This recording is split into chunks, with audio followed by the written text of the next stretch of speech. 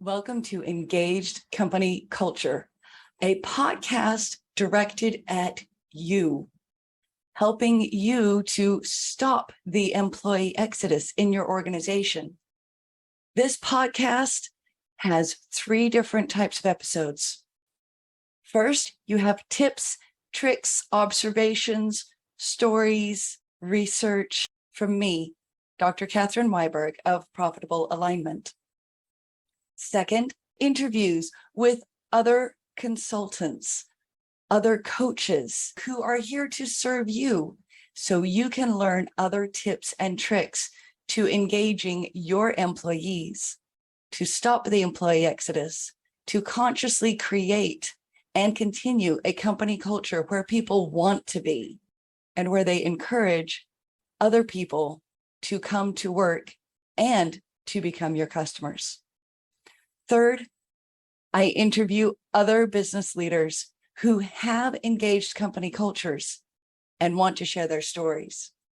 You might learn from them how they have applied principles of company culture to increase their employee retention, increase their profits, increase their productivity, and increase everyone's job satisfaction. Thank you for joining me. I hope you enjoyed today's episode. Thank you, everyone, for tuning in to Engaged Company Culture. Today's guest is Alexa Hanshaw, a health and stress management coach. She strives to empower women to become CEOs of their stress through fitness, nutrition, mindfulness, and sleep for a holistic approach to finding their energy. She provides tools and strategies to get a handle on their stress. She is on this podcast specifically because she works with businesses to provide workshops to support their employees' health. Workshops include nutrition basics, mindfulness, stress and stress management, yoga, and cultivating a culture of wellness and fitness. Many employees have reported leaving their jobs because their wellness wasn't cared for. This is why Alexa brings so much value. Alexa, thank you. Thank you so much for having me. I'm excited to be here, excited to chat about all things health and stress management and how we can really support corporations in supporting their employees and really bringing this sense of your people are really the key to your success as a business. So how can, you support your people so they can better support you? Excellent. Thank you so much. What prompted you to do what you do? For me, I really got into health and stress management as a way to focus on myself personally. I have a lot of kind of genetics that I'm dealing with when it comes to both sides of my family, diabetes, heart disease, high cholesterol, high blood pressure, all of the things. And so really started to focus on my health young. So I, didn't continue that cycle for future generations of our family. And from there, saw that I really had a passion for it and that it really should be so much more accessible than it is and has been. And so that's really what kickstarted me to not only, partake for myself, but also really wanting to spread the message and support others in their journey on health and stress management and how it can fit into their lives and their families' lives. All about that ripple effect. Oh, that's brilliant. So what do you like best about your work? It sounds like everything you do, you enjoy. Yeah, the thing that I really love, and it's a tough part about being a health coach, but the goal that that we have as health coaches is really to coach ourselves out of a job and help our clients become their own health coach and become their own advocate. And getting to see those aha moments and those shifts that people have that they can really take for themselves and for their family and go do and go be better with the knowledge that they have, that's really the driving force of behind what I do. Oh, that's brilliant. So a lot of businesses have seen effects of stress increasing people's sick days, Mhm. decreasing their productivity. What types of changes have you seen as you've worked with businesses? Tell us a story or two. Yeah, absolutely. So, what's really been interesting to see, and what I really love when I get to do some of my workshops, is seeing those aha moments, even virtually or in person. I've had the opportunity to do a few in person as well, and seeing some of the shifts that they can make. And then, either having the opportunity to follow up with individual employees, with some who reach out to me after the fact and they're like, oh my gosh, I never even thought to, XYZ. And now I can really take that away and do that myself. So it's some of those moments, but, also in the long run, really hoping that by employees having some of these little tools that they can implement themselves, really bringing that value back to their company, not only coming to work happier because they're healthier, but also being able to be more productive. And when they want to take days off, they're taking them off for vacation. They're not taking them off for sick days. That definitely adds to a company's bottom line. If people are not sick and they're not bringing illness in, which of course COVID taught everybody, please don't come to work sick. But Exactly. then, Don't come in if you're sick. honestly, but I remember being in company cultures where people would come to work sick. This was pre-COVID. Mhm, People would come to work sick because they felt the work had to be done. mhm. They cared more about taking care of what needed to be done than taking care of themselves. And it didn't seem to matter if managers said, no, please take care of yourself. And we don't want anybody else sick, because they still felt that they had to hit their metrics, or they had to make sure that people were cared for, so on and so forth. And it really, it really decreased their productivity, their ability, and increased everybody else's stress.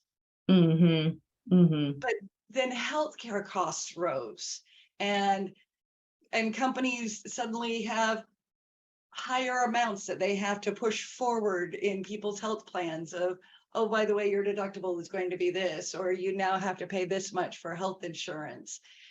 And it became very much a rippling effect. I've seen that in so many cultures. Yes. But I've also seen the other side, exactly what you're talking about. When there are opportunities for stress management, when there are things built into the culture or partnered with the culture, Mhm. that employees say, oh, well, maybe I can do better if I'm well. Maybe I can manage the stress. Maybe I can delegate. Maybe I can breathe for a minute. Yes. So, what advice would you give to businesses about incorporating these things into them?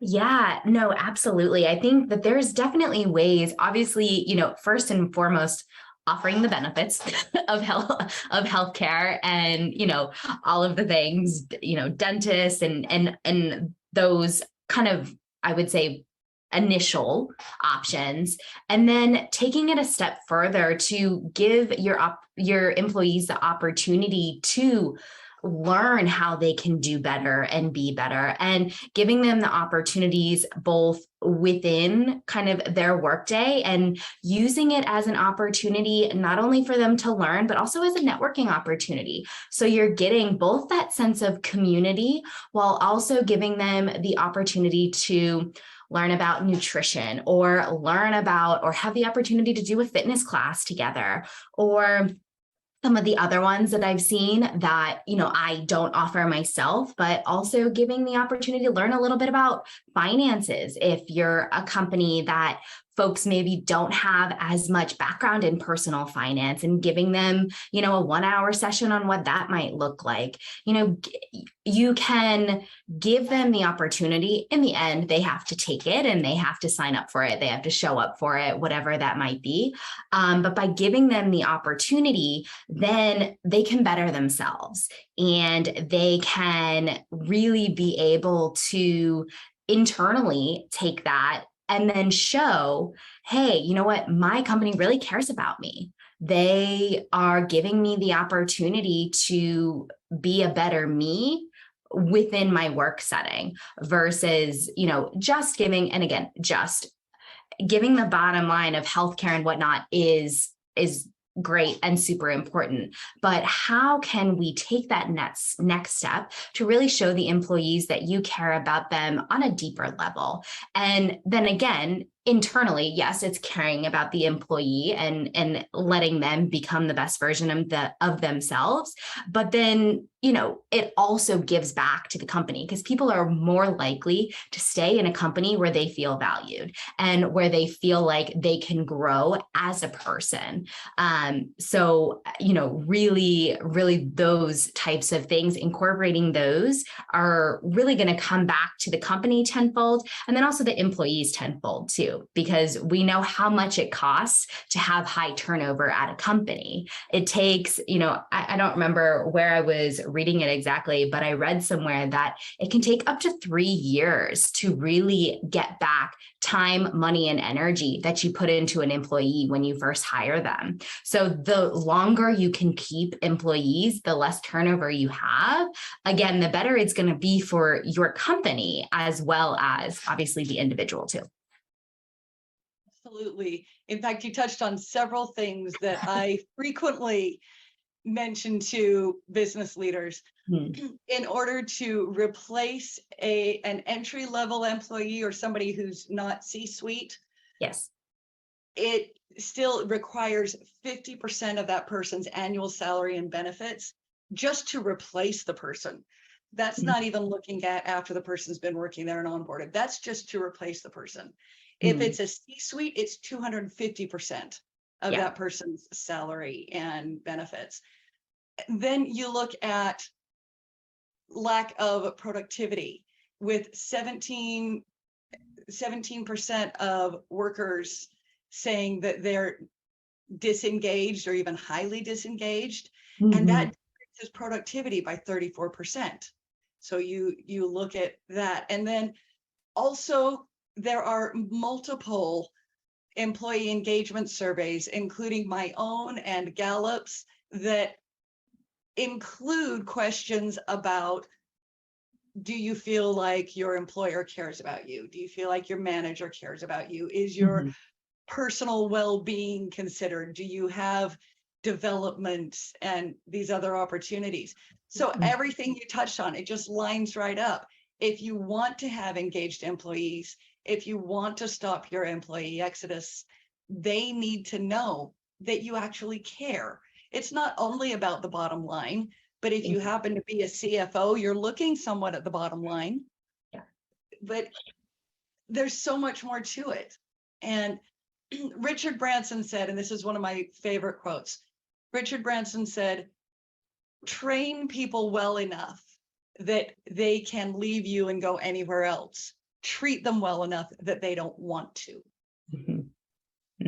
Yeah, super powerful, super powerful. You want them to have the skills that they need to do their job and to fulfill their purpose, but you want them to stay in the end because they feel connected to the team, to the company, to the mission, to the values of the company. Exactly. And like they're cared about. Honestly, another thing you said was using the health and wellness classes as a networking opportunity. The first thing that came into my mind was different associations working together to offer these. And then I also thought of other organizations with which I've worked where the departments are so diversified and distinct that they don't cross converse very often. So networking within. And so I can see both sides of that possibility. And I thought that was a brilliant suggestion. In fact, one company that I worked with did that with financial planning, just like one of the other things you suggested, so that they could bring in clients. It was a nonprofit, so they could bring in clients and employees from across the company to learn financial wellness and other skills. They also, this particular nonprofit also did offer some things on health and wellness. In fact, one of the employees was also a Zumba instructor. So she was offering Zumba lessons a couple of nights a week after hours at the facility. And people got excited and they would check in with each other. Are you going to Zumba tonight? And it was building that camaraderie, building that unity. Some were doing it for weight loss, some were doing it for fitness, some were doing it for fun, but it brought it all together into different things that they could say, oh, what a fun thing. And now I can connect with people on this different level, and we can talk about all these other things. It was fantastic. Yeah, absolutely. And I love how you bring up that camaraderie piece, because it's one of those things a lot of times with a lot of virtual sessions, it's very webinar based, where it's like someone's talking at you, giving you the information. And yes, it might be great information, but it's not really super engaging. So I know, the way that I set up my workshops is there's always a constant line of communication, no matter if there's 10 people in a class or I've had up to 400 people in a class. Having the chat feature open, having, the Q&A at the end, being able to, engage with each other throughout the session via the chat, and engage with me via the chat as well. And then also offering takeaways that people can, like you said, really check in with each other on and see how they're doing. Have they been able to, really implement some of the things that we talked through? And then, I had one company that's done kind of several sessions almost as like a workshop series, and seeing the people grow throughout like all 4 of those sessions. And then same people kind of coming back and connecting back with each other and building that network around people who are kind of like-minded, super important, and gives you, again, the wellness, but also the community, which is so important to engaged employees. Well, I love that you mentioned like-mindedness, because you can have people of similar mindsets and similar goals in completely different areas of a company or an industry. But when you bring them together, you have that opportunity to bounce ideas off each other, to innovate, to say, well, this is what worked in my situation, might it work in yours? And it also opens your mind to possibilities of, maybe I can work with this person in this way where I haven't been able to in the past. And you can start to figure out other ways to engage other people on your team, yourself. How can you grow? What do you want to do next? And it all comes through the self-awareness, through managing your stress, through reaching out and doing these other things, and really focusing on your own personal wellness. Personal wellness becomes company wellness. It just naturally comes.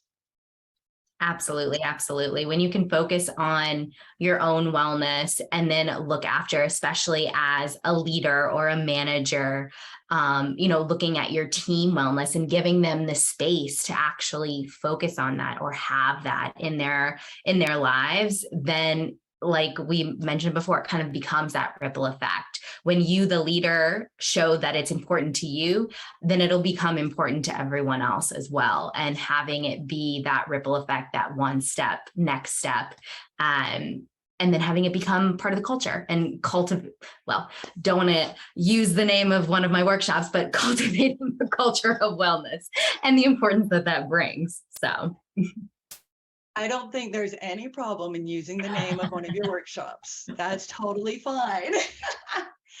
Now, there have been business leaders who have tried to implement these kind of things and they've struggled. So how would you encourage them to fail well? Love that question. Encourage people to fail well. Well, first off, I would like to maybe change it instead of asking, how do you encourage them to fail well? But how do you encourage them to look at opportunities of growth and opportunities to learn from the situation that they've been put in. So having, I think first and foremost, really having a growth mindset and looking at it slightly differently rather than, oh, I failed at this, what went wrong? Looking at it as, okay, this maybe didn't go exactly how I planned, but what opportunities do I have to learn from it? And how can I make it better the next time that, I implement something like this, or that I implement something? What are the lessons learned?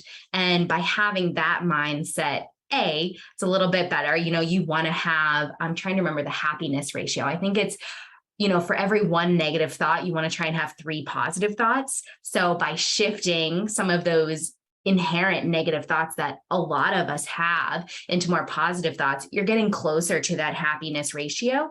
But you're also giving yourself the opportunity to think outside the box and to be better next time and do better next time. I absolutely love it. I once heard FAIL used as an acronym for first attempt in learning. I love that. I have changed it to further attempt in learning so that you can to fail forward, which is another phrase a lot of people have heard. Also, looking at it in a different light, that goes along with my reframe, rewrite, redesign model. It's looking at it from a different perspective. Instead of saying, oh my goodness, I did this so badly, changing the way you look at it. It's the same situation, but you look at it differently. Just like putting a picture in a black picture frame brings out some colors, putting it in a white picture frame brings out different colors. It's the same picture. It's the way you frame it. So framing it from growth, like you were saying, a growth mindset, framing it from what can we do differently? What did I learn? Why did it not go as well as I would like? Maybe it was the conversation. Maybe it was timing. Maybe it was the person that you had presenting the material. It could be so many different things. But even really working with the employees who were involved, this is another one of my things, I admit, and it sounds like one of yours. If you want to engage your employees, like you were saying, it has to come from the top, but it has to involve the bottom. If you're looking at a pyramid or a hierarchy, you have to really involve the people who are on the front lines, because you want their buy-in. You want to understand, what did they like? What did they not like? Yeah. Maybe it was timing. Maybe it was the person presenting the information. Maybe it was just those people weren't excited about that and felt they were forced into it. So how can they want it instead? It all comes down to being human-centered and recognizing that your employees are your greatest asset. Yes, absolutely. I could not agree more. Like you said, leader has to be bought into whatever is going to actually happen in a culture, but you also need to know what's important to the employees. What are they interested in? What information are they, looking to take in at this moment? And how are they looking to take that in? Do they feel like they're given the opportunity to partake in external or networking activities, or are they going to be punished for it? Even if the CEO is bought into something, what about the mid-level managers? Are they also giving that same, time, effort, and energy to their employees? So all of those, definitely agree. Totally. Absolutely. It does you have to pay attention to your culture, your subculture, your subculture, because it can trickle down. But if it trickles and fragments, then it comes back to people's wellness fragments, people's perspective fragments. How can you make it all fit together, and how can you really encourage them to buy into what you've bought into? Yes. And how can you be sure you're really bought in? Yeah. What do you love about it? So from this conversation, what's the most important thing you want people to leave with? Yeah, really, I think the most important thing here is really allowing um, your culture to shift and be employee and human centric, and really allowing your employees the time and space to become the best versions of themselves so they can be the best workers for you. And whether that's specifically health topics, obviously I'm a health proponent. I know how important your health is for anything, it's particular work. So you don't have that brain fog, you don't have, lack of focus, all of those things, lack of productivity. But, just creating that culture around, your employees and being able to show them that you care about them, and then them giving back to you by staying around and by giving you higher quality work and all of the things that come in to someone who takes better care of themselves mentally, physically, emotionally, and all of those things. So whether that's opportunities to network more often, whether that's giving them opportunities for education, whether that's giving them, an extra PTO day, whatever that might look like for you in particular, or for your company in particular. But, starting with that human at center is just so important, and will trickle into, the rest of your culture and company well-being. Alexa, you are wonderful. Thank you. I will be putting in the show notes all of your links, but what is the best way for a company who wants to bring more health and wellness, stress management, et cetera, into its culture? What's the best way for that business leader to reach you? Yeah, so I would say definitely two different ways, either on LinkedIn. So you can find me either my company LinkedIn, which is Alexa Hanshaw LLC, or my personal LinkedIn. You can always message me on there, Alexa Hanshaw, and then in parentheses, my maiden name, which is Hagenbrock. So that LinkedIn is a great spot, especially messaging or via email. You can always reach out to me, namaste, NAMASTE,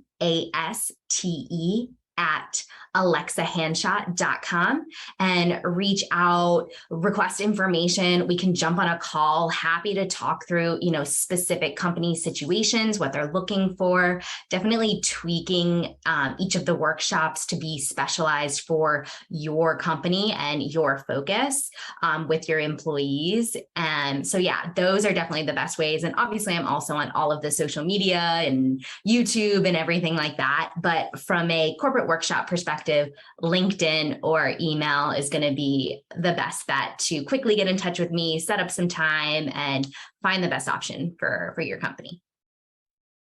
Alexa, that is absolutely wonderful. Thank you.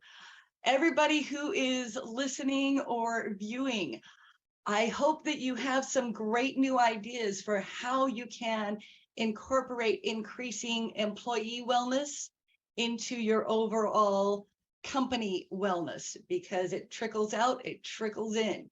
You want people to stay and be engaged, care about them. Mm-hmm. Thank you, Alexa, for being with us today.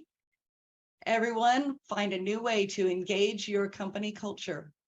Thank you so much. Thanks, everyone. Thank you for listening to or viewing today's Engaged Company Culture episode. I hope you have enjoyed the episode. I hope you have learned something and have something that you can apply today to engage your company culture and encourage your employees to enjoy work, looking forward to Mondays instead of only looking forward to Fridays. If you liked this episode, please share it with someone else you know. Also, like and subscribe to Engaged Company Culture anywhere you listen to podcasts.